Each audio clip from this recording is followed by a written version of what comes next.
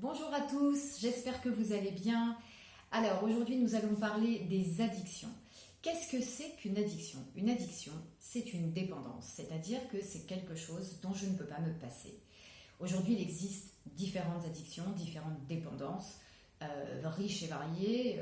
Alors complètement, ça peut aller je suis complètement addictée à mon portable ou alors les réseaux sociaux, la nourriture, l'alcool, le tabac, le shopping. Voilà, donc ça c'est vraiment une diversité de supports addictifs. Et il serait aujourd'hui intéressant de mettre du sens, d'aller comprendre pourquoi cette addiction et d'où vient-elle, puisque nous sommes tous d'accord que rien n'est pour rien et que le hasard, ça ne vient pas par hasard. Et c'est que forcément il y a bien un message, il y a quelque chose qui s'exprime au travers de cette addiction. Pardon. Alors l'addiction en fait, c'est une réponse à un besoin non assouvi, à un manque que j'exprime grâce à ces supports addictifs, c'est-à-dire mon conflit de manque et ma frustration. Ces dépendances vont répondre à un besoin immédiat, instantané, auquel je ne peux absolument pas résister. Et je dois le combler tout de suite. Donc, on peut y trouver, la chose positive qu'on puisse trouver par rapport à ça, c'est que au moment où je vais rentrer dans mon addiction, c'est-à-dire soit manger, soit fumer ou boire de l'alcool, bien évidemment, je vais me sentir peut-être pour certains plus en sécurité, plus protégé. Et donc, on va y trouver un petit peu son compte au travers de son addiction, même si par la suite, évidemment, on prend conscience que ce n'est pas bon pour la santé, par exemple, de fumer, ou alors j'ai trop mangé, demain je me mets au régime. On a conscience que ces choses-là peuvent être néfastes, peuvent être négatives, et pourtant, on a malgré tout cette compulsion, cette dépendance auquel nous ne pouvons rien, mais qui est là justement pour m'apporter un réconfort, pour m'apporter une réponse de quelque chose que probablement j'ai manqué à un moment donné. Alors aussi, au moment où la personne va remplir son manque, c'est le cas de le dire, alors remplir encore une fois, ça peut être la nourriture ou ça peut être autre chose, la personne va être complètement coupée de ses émotions, c'est-à-dire qu'il n'y a plus de stress, il n'y a plus d'émotions, il n'y a plus rien. La seule émotion qu'elle garde, cette personne garde, c'est cette notion de plaisir, puisque beaucoup de personnes vont ressentir du plaisir en fumant, en mangeant. Il y a cette notion de plaisir qui est très très importante dans l'addiction. Et dans cette notion de plaisir, je sors du stress. C'est-à-dire que quand je me fais du bien, je ne suis plus en stress. Et si je ne suis plus en stress, je peux gagner en confiance, en sécurité, etc., etc. Donc c'est très important cette notion de plaisir, parce que cette notion de plaisir qui est mêlée à l'addiction va m'apporter un non-stress, va diminuer le stress que je vis à l'intérieur de moi, même si c'est un stress qui est parfois inconscient. Des fois on peut manger ou on peut avoir une addiction et se rendre compte que tout va bien et qu'on n'est pas du tout stressé, mais ça répond à un stress inconscient, très souvent. Donc je vais compenser mon besoin et ça va me procurer du plaisir. Et quand je vis du plaisir ou du bien-être, eh bien mon cerveau n'est plus en stress. Et quand mon cerveau n'est plus en stress, tout va bien, je ne suis plus en danger. Je vis dans une bulle protégée et je sors de cette insécurité, de cette frustration que je ressens à l'intérieur de moi. Alors la question intéressante aussi, que j'aimerais partager avec vous, c'est de comprendre d'aller plutôt chercher d'où vient ce manque et d'où vient ce stress. Pourquoi ce stress et pourquoi cette frustration? D'où vient-il? Alors, avant de répondre à la question, le fait de savoir à quoi je suis addict peut m'aider dans ma démarche.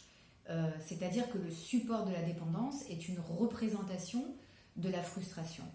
Et je vais vous l'illustrer avec un exemple. La nourriture. La nourriture, elle est représentée symboliquement et réellement à un moment donné aussi par la mère. C'est-à-dire que dans notre cerveau archaïque, le rôle de la mère c'est quoi? Eh bien c'est de nourrir son enfant, bien évidemment avec de l'amour, de la chaleur, etc. Mais à la base on appelle ça la mère nourricière. Donc c'est le rôle en fait de la mère. Donc on peut en déduire que la nourriture égale la mère. Et on va même rajouter l'amour, puisque l'enfant, quand il reçoit la nourriture de sa maman, quand il est dans le sein de sa mère notamment, il reçoit et l'amour, et il reçoit aussi la nourriture. Donc c'est un besoin d'amour qui va être traduit par de la nourriture. Donc en gros, quelqu'un qui est addicté à la nourriture peut vouloir exprimer un besoin de sa mère ou un besoin d'amour, parce qu'à un moment donné, peut-être dans sa vie, en a-t-il manqué, ou peut-être ne l'a-t-il pas ressenti, en tous les cas à 100%, comme il l'aurait souhaité. C'est-à-dire que bien évidemment, on sait que nos parents nous aiment, mais il se pourrait que certaines personnes ne l'ont pas ressenti profondément à l'intérieur d'eux. Ou alors, par exemple, une mère qui est indisponible, qui travaille trop, qui est très souvent absente, ou alors une mère qui n'a peut-être pas reçu d'amour de sa mère et qui ne sait pas en donner. Ça existe aussi. Il peut aussi exister des mères qui sont hospitalisées, qui sont malades. L'enfant donc ne va pas recevoir à ce moment-là son quota d'amour et donc va pouvoir le rechercher plus tard au travers de cette nourriture. Donc en gros, la nourriture, c'est je cherche désespérément l'amour de maman. Donc c'est important aussi pour certaines personnes d'aller chercher et d'aller explorer la relation que j'ai pu avoir avec ma mère, comment est-ce que je l'ai ressentie, comment est-ce que je l'ai vécue, qu'est-ce qui s'est passé à l'intérieur de ça, à l'intérieur de moi, pardon. Alors, il est aussi très important, ça c'est aussi une piste supplémentaire, d'aller chercher donc de la période de 0 à 6 ans, la période, c'est-à-dire le développement psycho-affectif de l'enfant, où l'enfant va enregistrer au travers de toutes les expériences qu'il a vécues, ce qu'il a vécu, comment il les a ressentis. C'est une période très très très importante pour l'enfant. Alors je vais vous donner un exemple. Par exemple, laissez-moi réfléchir 2 secondes, je suis en direct. Un enfant donc rentre de l'école. Il rentre de l'école et puis il est en colère, il n'est pas bien ou il est énervé, il ne se sent pas bien, il a besoin de parler.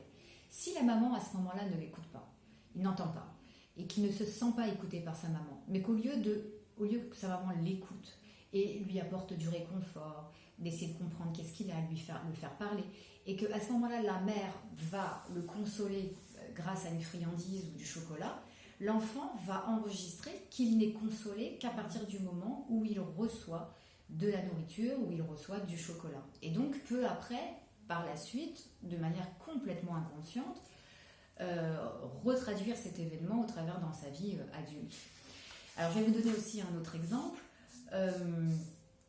Très souvent, donc dans l'éducation, ça peut arriver, une mère peut dire, une mère ou un père, mais bon là on parle plus de la mère par rapport à la nourriture, une mère peut très bien dire à son enfant, si tu ne finis pas ton assiette, eh bien tu seras privé de dessert. Ou alors si tu finis pas ton assiette, eh bien tu seras privé de sortie. Donc l'enfant, qu'est-ce qu'il va enregistrer ? Il va enregistrer que j'ai besoin de me remplir pour éviter une punition ou alors pour gagner une récompense. Et donc, c'est comme ça qu'il va se remplir, Et ça, c'est complètement inconscient. Ce sont des enregistrements que l'enfant fait de manière, mais alors complètement inconsciente, et qui vont se traduire plus tard à l'âge adulte et peuvent se manifester avec des troubles, des désordres alimentaires, notamment l'addiction. Donc, en fait, la nourriture est là, et vraiment la symbolique va représenter la mère nourricière, le manque d'amour que malheureusement je n'ai pas pu recevoir à 100%. Alors ça peut être, c'est pareil, alors bon, pour le sucre, alors c'est vrai que dans le sucre c'est doux, c'est sucré, c'est doux, donc je peux vouloir au travers des sucreries vouloir retrouver la douceur de maman. Ça peut être valable aussi pour les pâtisseries, pour les gâteaux, toutes les friandises, etc., etc. En rappelant aussi que le sucre est un apport d'énergie donc qui va me permettre de tenir le coup. Donc il faut aller chercher au travers de l'histoire de la personne qu'il faut que j'ai besoin de force en fait pour tenir le coup, d'y aller à fond, carburer, voilà, puisque ça c'est vraiment le sucre vraiment par excellence. C'est vraiment cet apport en énergie. Donc en fait, en gros, c'est j'ai besoin parce que j'ai manqué. Et le support addictif est donc très très très très parlant dans les addictions, puisqu'il va complètement représenter le conflit. La nourriture, donc on a dit la nourriture c'est la mère, et c'est valable pour toutes les addictions. Alors je ne vais pas toutes les faire aujourd'hui, mais en tous les cas, si ça a pu vous aider, vous éclairer, eh bien j'en suis ravie. Comment faire pour s'en sortir? Alors évidemment, il existe plusieurs possibilités. Déjà, c'est de prendre conscience qu'on puisse souffrir de cette addiction, donc de mettre des mots sur cette souffrance, de l'accepter, et de vouloir aussi s'en sortir, d'avoir une volonté à vouloir s'en sortir. Après, il existe plusieurs stratégies. Par exemple, pour le fumeur, s'il a l'habitude de fumer un paquet, eh bien, il va en fumer 12 ou 13. Ou alors, il va les fumer que dehors, pas quand il est à la maison. Ça peut être des petites stratégies qui vont nous permettre de pouvoir diminuer, de sortir un petit peu de l'addiction, regagner en autonomie et en responsabilisation, ça c'est très important.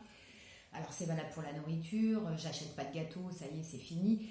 Alors c'est vrai que le problème de fond ne sera peut-être pas complètement réglé, mais on va déjà installer plusieurs réflexes, de nouveaux réflexes, une nouvelle conduite à adopter, donc plusieurs petites stratégies qui peuvent nous aider à sortir de ces addictions-là, ou en tout cas de les diminuer. Le top, bien évidemment, ce qui est préférable et ce qui est plus judicieux à mon goût, c'est de pouvoir aller traiter ça avec un professionnel, de manière à pouvoir comprendre le sens de mon addiction, d'où vient-elle, quel a été le stress que je rejoue, qu'est-ce que j'ai besoin de guérir en fait, quelle a été ma blessure qui me porte aujourd'hui et qui m'amène à l'exprimer au travers donc, de ces addictions. Voilà. Donc, je vous remercie de m'avoir écouté, je vous souhaite une excellente journée et je vous dis à très bientôt pour une prochaine vidéo.